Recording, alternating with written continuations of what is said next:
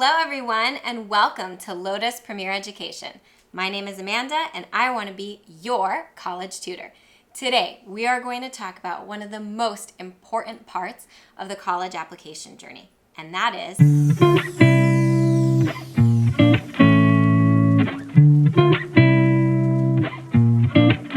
how to do a college visit. Yes, there is in fact one or two or three, but definitely only a couple, right ways to do a college visit. So follow along and we'll talk about how. When you are making your college list, you want to remember that the beginning of your list is going to have much more colleges than the final version of your list, which is going to be more narrow. And the reason for that is your college visits are supposed to show you which schools are a good fit for you and which schools are not. And honestly, it's really, really hard to get that feeling without stepping foot onto campus. So the more schools you can visit in person, the better. Now, partially due to the pandemic and partially because schools saw a really big need, most schools have virtual tours and virtual information sessions available. If you physically cannot get to campus, a virtual tour or a virtual information session is also a great way to see a school. But if you are doing a college visit, you need to make sure that you are checking the web pages in advance. Many of these schools started limiting the amount of parents and students they've allowed on campus at a time, partially from COVID, and then they never really released those policies, and partially just to try to keep group sizes smaller. So things fill up fast, especially during school breaks and during the summer seasons. So if you want to visit a school, make sure that you are reserving your place sooner rather than later.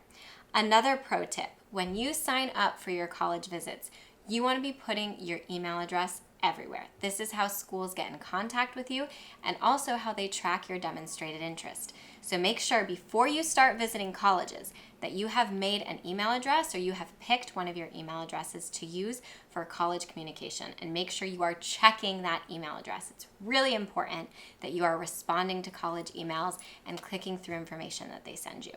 So first steps first, make sure that you sign up for an official visit and an official tour before you visit a college. When you get there, make sure you dress smart.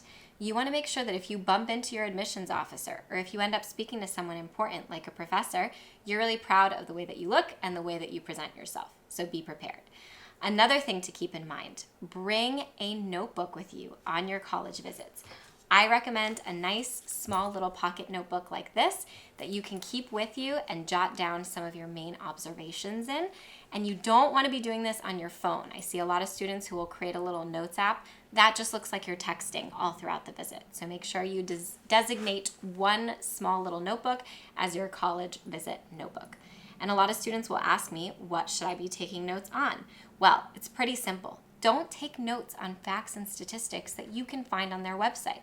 Take notes on the small things, on places on campus that you could see yourself, or on things and programs you could consider participating in.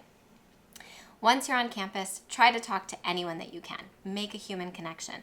And if you do, make sure you send a thank you email pretty quickly. And once you finish that college visit, establish some sort of routine for yourself. Some of my students go home and they jot all of their notes down in a Google Doc and add some new things in that they've thought about along the way. Some of my families buy a postcard or a pencil from each school that they visit just to really keep that experience fresh in their mind, whatever is going to be most impactful for you. But remember, there are a few main reasons why we do our college visits. Number one, for you to know which schools you like and which schools you don't like. Number two, for demonstrated interest. We have a whole really important video on demonstrated interest. Make sure you go back to our page and check that out.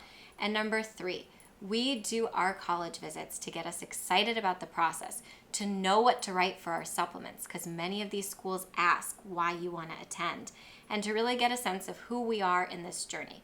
A successful college process is one that is self-aware, and the more visits you do, the more self-aware you'll be.